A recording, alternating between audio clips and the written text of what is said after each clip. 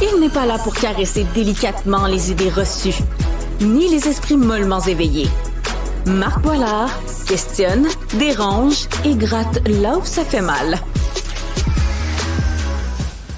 On parle avec l'analyste politique et animatrice Jacinthe-Ève Avrel. Ah, voyons, Avrel. Pourquoi je dis Avrel? C'est comme les Dalton. Un V en spécial. C'est Jacinthe. Ah oui, c'est ça, c'est que le V va pas à bonne place. Salut Jacinthe-Ève, tu vas bien?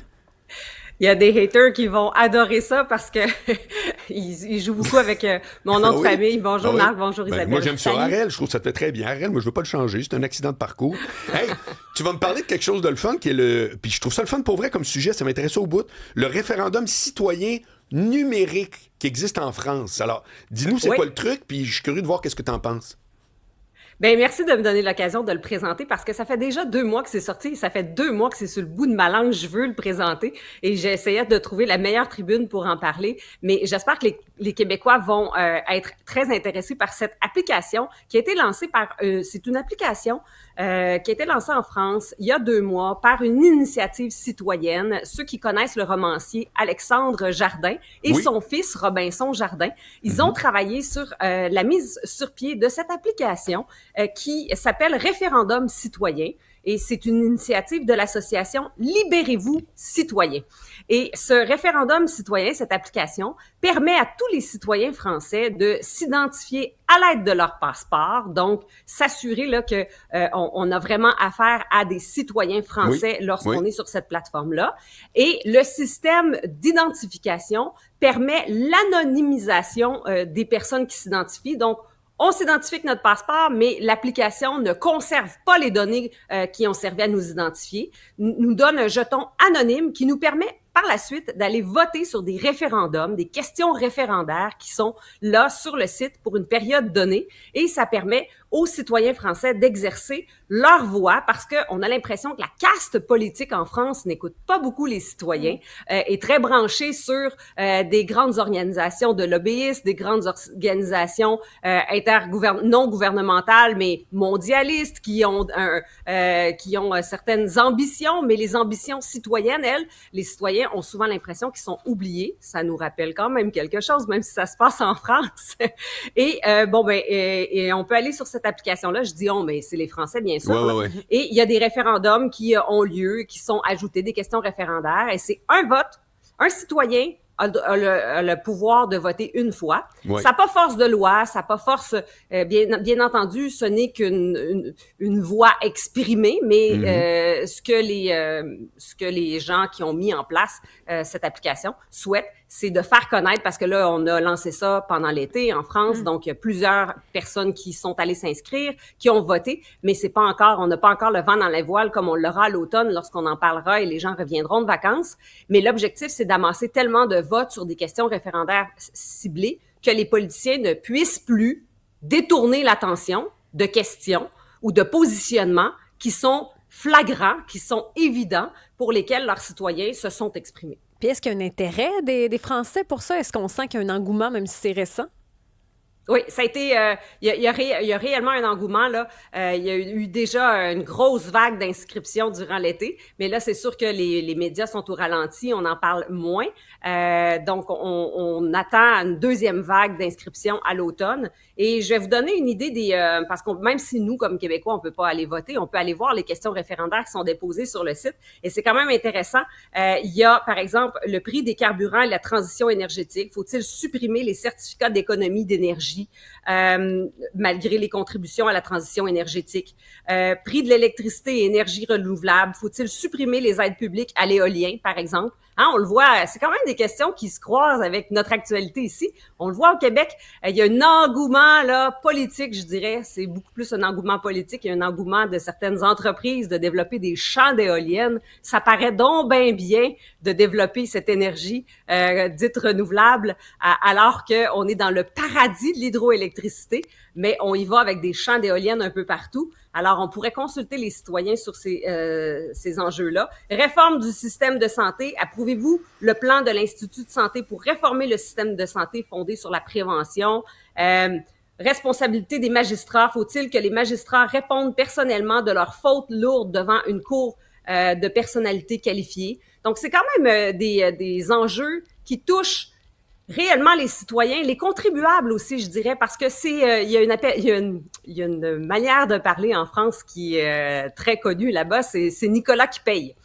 Donc, quand on dit que quelque chose est gratuit, ben c'est Nicolas qui paye. Nicolas, c'est le citoyen, le contribuable français qui est amené finalement à ne jamais pouvoir avoir la voix pour se prononcer sur des dépenses que l'État fait à sa place. Et au bout du compte, ben c'est Nicolas qui paye. Mais Et ben c'est Nicolas qui paye sont invités à aller s'inscrire. penses-tu Et vraiment au bout du compte, que ça peut faire une différence? Et penses-tu vraiment oui. que ça, les politiciens vraiment vont le considérer? Ben, moi, je suis convaincue que s'il y a une adhésion marquée, je pense qu'ils ne pourront pas faire autrement que de regarder les chiffres et de se rendre à l'évidence.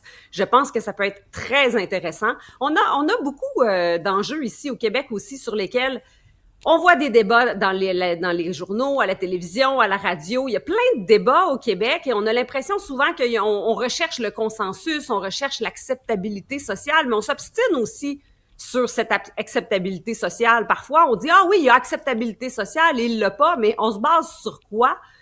On n'est même pas capable de quantifier cette acceptabilité sociale. Là, je pense que ça nous permettrait de l'identifier. Donc, moi, je suis vraiment très enthousiaste sur ce projet et j'aimerais bien le voir naître au Québec. Alors, plusieurs choses là-dessus. La première, c'est qu'il y a aussi un chanteur, animateur télé qui a fait l'exact même initiative. J'oublie son nom. Patrick Sébastien, voilà. Patrick Sébastien a fait exactement la même chose, avec un certain succès de chiffres aussi. Donc, c'est dans l'air, là, un peu. On sait qu'en Suisse, à partir du moment où une pétition dépasse 100 000 signatures, tu es obligé d'aller en référendum. Donc, récemment, il y avait une pétition qui a eu plus que 100 000 signatures. La question était, voulez-vous qu'on plafonne la population de la Suisse à 10 millions? Mais ça a répondu non, de peu de choses. Donc, tu vois, c'est archi-démocratique. On n'avait aucune idée si ça allait être oui ou non. Mais la question sur laquelle je veux t'entendre, il n'y a aucun pays, à ma connaissance, qui a une vraie démocratie directe. C'est toujours de la représentativité. Or, à l'époque de Jacques Cartier, je comprends que ça ne se pouvait pas aller voter en bateau, là. Mais aujourd'hui, à l'ère d'Internet, qu'est-ce qui fait qu'il n'y a aucun pays qui institutionnalise pas une coche de plus le vote? C'est quoi ton avis là-dessus? Il n'y a pas d'exemple. Pourquoi? Ben, l'exemple de la Suisse, c'est ce qui se rapproche le plus d'une démocratie directe parce que tu as nommé ce référendum, mais la Suisse amène ses citoyens à voter sur des questions référendaires régulièrement. Donc là-bas, on va voter sur plusieurs questions. C'est ce qui se rapproche le plus d'une démocratie directe. Or, ça prend des citoyens qui sont intéressés à voter, ça prend un taux de participation important parce que sinon, ça vaut quoi d'avoir des référendums avec un faible taux de participation?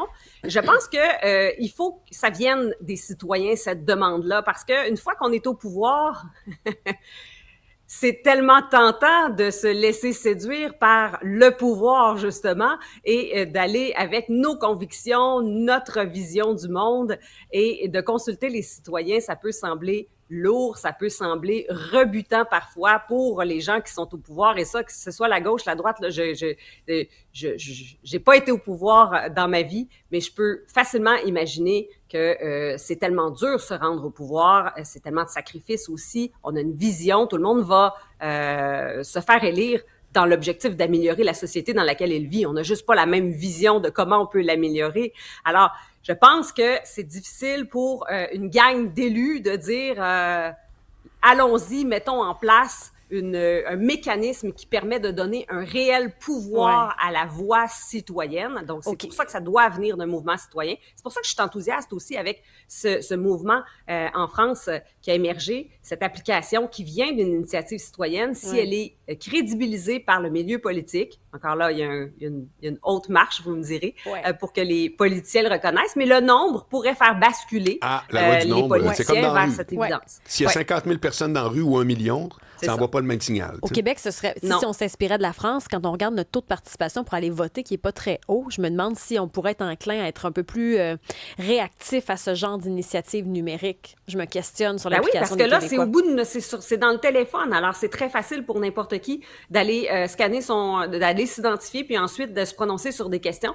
Alors, moi, je pense que ça peut vraiment favoriser la participation si on avait ça au bout des doigts sur notre téléphone. Hey, il y a une nouvelle question qui est sortie aujourd'hui, allez donc voter. C'est pas long qu'on aurait de la participation et ça serait fort intéressant de voir où se situent les Québécois sur plein d'enjeux. Salut Jacinthe Harel et à bientôt. À bientôt. Bye.